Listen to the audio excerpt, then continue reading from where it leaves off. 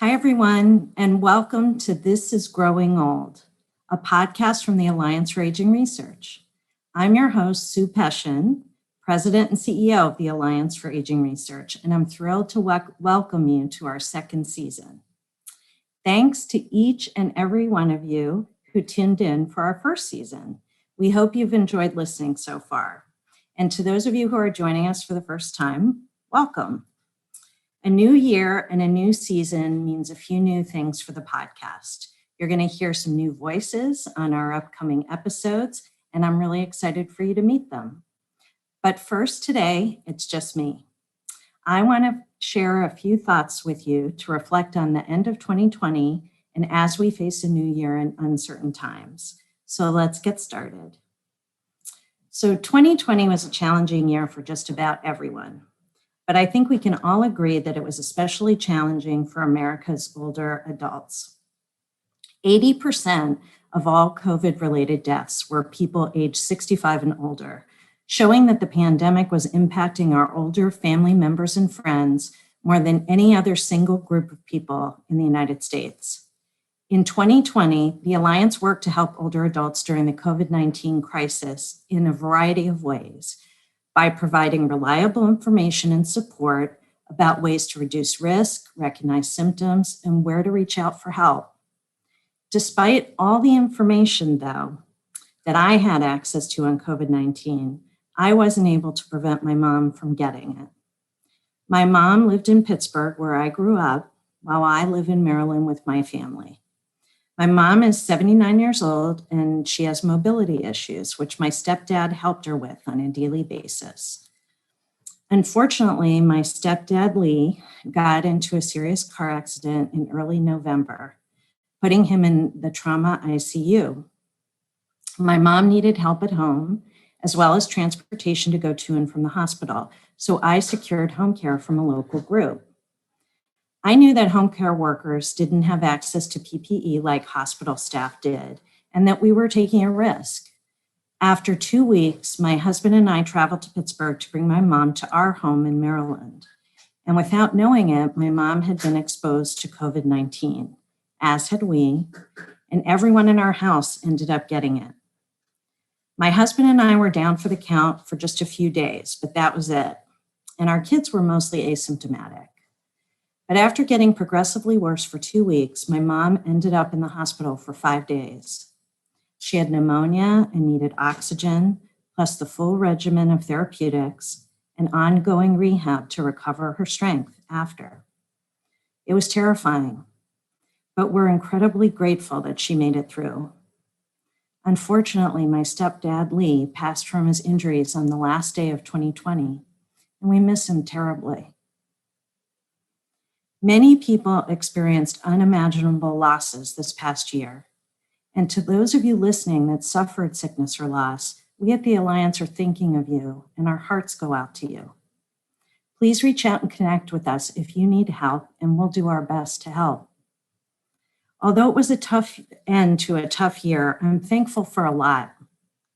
We had friends and colleagues who sent meals and checked in with us, healthcare professionals that took excellent care of my mom, the researchers and the companies that developed the COVID-19 treatment she received, and the regulatory agencies like FDA and CDC that made sure they were safe and effective for use.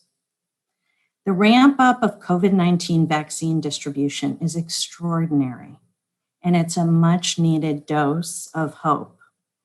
And in December, we at the Alliance were thrilled to help launch and co-convene the COVID-19 Vaccine Education and Equity Project with Healthy Women and the National Council on Black Aging, two very well-respected national groups.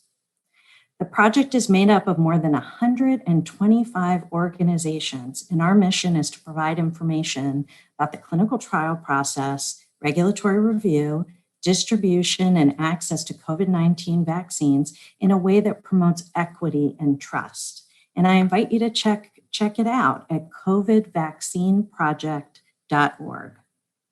Another issue we're really passionate about is reducing out-of-pocket costs for Medicare beneficiaries.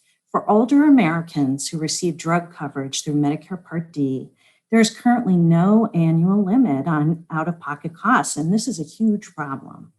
1 in 5 adults aged 60 and older report struggling to pay for their prescription medication, and nearly 1 in 4 adults with a chronic condition report that they stopped taking a prescription medication due to the cost. That's not acceptable.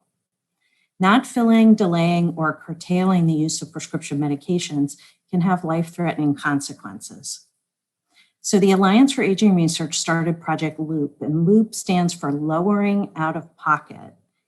And we started this in 2020 to urge Congress to act immediately to address undue cost burden on older Americans. Project LOOP advocates for the creation of an annual cap on beneficiary expenditures and cost smoothing, which would allow patients to spread out expenses over a period of time rather than having to pay all at once to lower out-of-pocket cost burden in Medicare Part D. In 2021, we're looking for personal stories on high out-of-pocket costs in Part D. And if you or someone you know wants to share their story with us, send us an email to let us know you're interested at info@agingresearch.org, and we'll give you more information on how to go about submitting your story. The Alliance will continue to speak out against the shady practices of the Institute for Clinical and Economic Review, or ICER for short. ICER is a private entity with a lot of influence, and they create cost analysis reports for health insurance companies. The health insurance companies use the ICER reports to justify denying patients access to innovative medical treatments. And the way they do this is ICER uses an outdated discriminatory health economics measure called the Quality Adjusted Life Year, or QALY. QALYs place a higher value on treating younger, healthier individuals over treating older adults and people with disabilities. And I encourage you to visit icerfacts.org to learn more, sign up to get our alerts, and get involved. All right, now I want you to mark your calendars because we are looking forward to Heart Valve Disease Awareness Day on Monday, February 22nd. So it's just a few weeks away. And for those of you who don't know, heart valve disease involves damage to one or more of the heart's valves. And while some types aren't serious, others can lead to major complications, including death. And these problems increase with age. About 1 in 8 people aged 75 and older are estimated to have moderate to severe heart valve disease. And unfortunately, awareness of heart valve disease is alarmingly low. We talk a lot about heart attack and stroke, not too much about heart valve disease.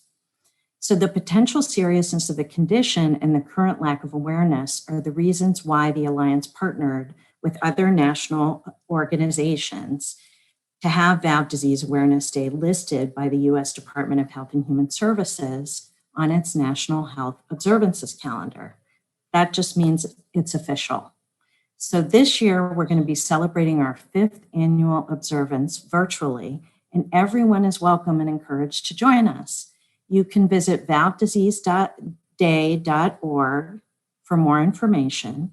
You can visit valvediseaseday.org for more information. It's going to be shown right on the website. And we'll also be talking more about Valve Disease Day in our next episode of the podcast. Also in 2021, the Alliance is expanding our Talk Nerdy to Me program. NERDY stands for Nurturing Engagement in Research and Development with You. And it's an annual program funded since 2017 by the Patient-Centered Outcomes Research Institute, also known as PCORI. And our goal is to train older adult patients and family caregivers to use their experience to improve the research process and learn how to best advocate for themselves and others. Research shows that involving older adult patients in decision-making about their healthcare leads to better patient outcomes and better satisfaction with care. Older adult patient and family caregiver engagement in research is more critical than ever to the Alliance's overall mission. Last year, We were excited to train 40 older adult patients and family caregivers, and we look forward to training even more in 2021. And it's going to be virtual again this year, so we can have people from all over the country. If you're interested, please visit us at agingresearch.org/nerdy and get nerdy with us. So we know that there are still a lot of challenges with COVID-19 ahead of us in 2021.